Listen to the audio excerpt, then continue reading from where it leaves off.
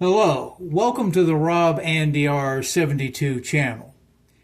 In this video, I'm going to be giving my own personal recollections and memories of the Indiana Jones movies. On June 12, 1981, a seemingly unsubstantial film was released, which was the first collaboration of producer George Lucas and director Steven Spielberg. The film's main draw was that it starred Harrison Ford, who had recently gained fame playing Han Solo in the Star Wars movies. Now, I was just a boy in the summer of '81, and my brother and I, my older brother, back then used to go see just about anything, and my brother tended to keep up on current events as far as current movies go, and so we were intrigued by this film. He had seen it first and told me about it, and then we would go together to see it. And it's a type of movie that surprises you because, unlike a sequel to an established film such as Star Wars, you didn't really know what to expect. You had never heard of this character, Indiana Jones. But by the time the summer was over, Indiana Jones had become a household name. The film, Raiders of the Lost Ark, would remain in movie theaters for over a year and would single-handedly make Harrison Ford a bona fide movie star. I can remember as a boy that the title bemused me. I didn't quite understand it. I didn't know what Raiders were, as in Tomb Raiders, and I wasn't particularly familiar with the concept of the Ark of the Covenant. But of course, this is not accurate historical recollection of the Ark of the Covenant. The filmmakers, of course, take certain liberties, exaggerating the supernatural aspect of the concept of the film. And even though the early 1980s began the era of home video and video rentals, most people didn't own a video cassette recorder, and so that may have contributed to people returning to see this film repeatedly and would contribute to its extended stay at most U.S. movie theaters here and abroad. And so, a few years later, not surprisingly, a sequel would be released on May 23rd, 1984, called Indiana Jones and the Temple of Doom. Now, in the summer of '84, I can remember walking to my local shopping mall to see this movie. There was a double theater in the shopping mall, and it was a fun experience. Once again, didn't know what to expect because back in those days there was no internet, and so it wasn't easy for information to leak out about a particular new film. And it was a very exciting experience, as I recall. Very much a roller coaster ride of a film.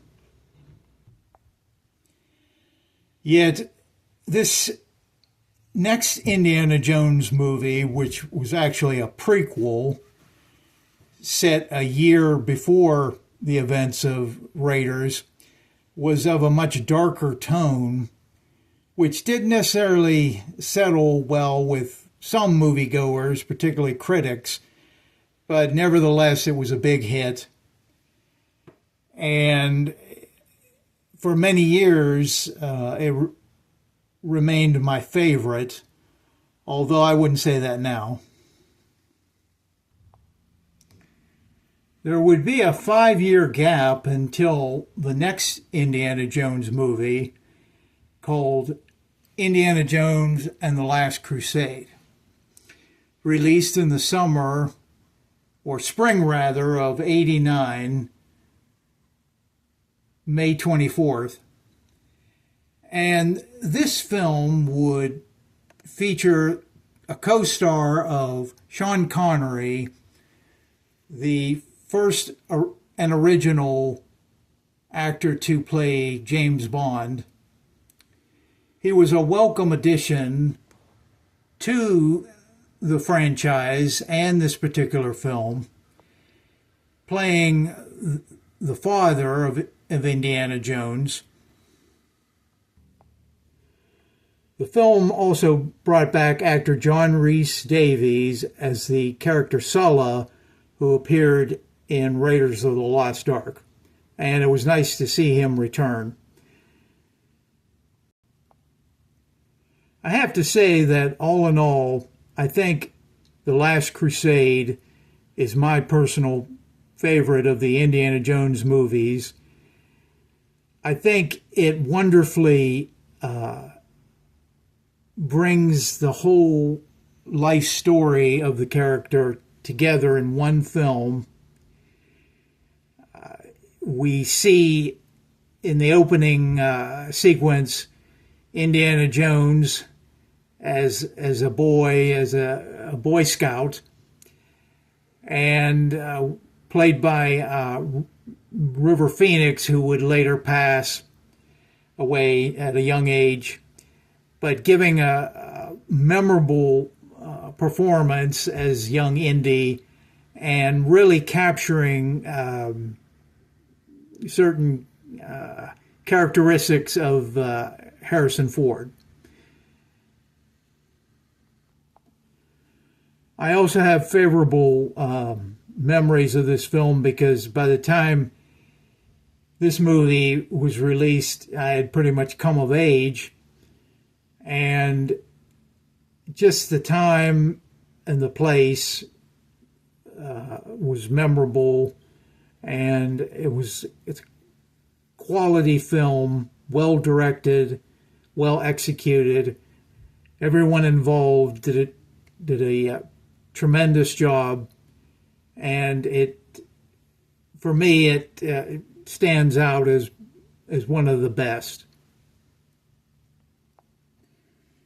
Now, after The Last Crusade, it seemed obvious to me, like most people, that there wouldn't be an Indiana Jones movie for some time, but no one could have imagined how long of a gap there'd be until the next Indy movie produced by George Lucas and Steven Spielberg would be made and released. In fact, it wouldn't be until May 22nd, 2008, when the next Indiana Jones movie, Kingdom of the Crystal Skull, would be released. The film explores the Mayan mystery of the crystal skulls and their possible connection with extraterrestrial or inner space beings. Now, this basic concept didn't go down well with most moviegoers, and the film was considered mainly a disappointment. But I think the basic plot is substantial to the film, revealing that Indy has a son, the son of his former relationship with Marion Ravenworth, who is brought back into the franchise with the return of actress Karen Allen. The film succeeds with several amazing Spielberg-esque action sequences and visually stunning imagery, most noticeably early in the film when Indiana Jones has to protect himself from a nuclear blast, hiding in a lead-lined refrigerator, surviving the blast, and then witnessing the mushroom cloud. And to compensate for this long gap between Indy movies, the film is set in 1957, and this also explains and excuses the main actor, Harrison Ford, being older. I personally may have not liked this film initially when it was originally released, but over the years I've learned to enjoy it, and it, unlike Dial of Destiny, it just feels like a genuine Indiana Jones movie being made by the original film production team. Well, that concludes my look back at the 4 Indiana Jones movies, which I consider to be the official canon of the film franchise. I think of Dial of Destiny as sort of a rogue movie. I liked it, but I don't put it in the same category as these 4 films.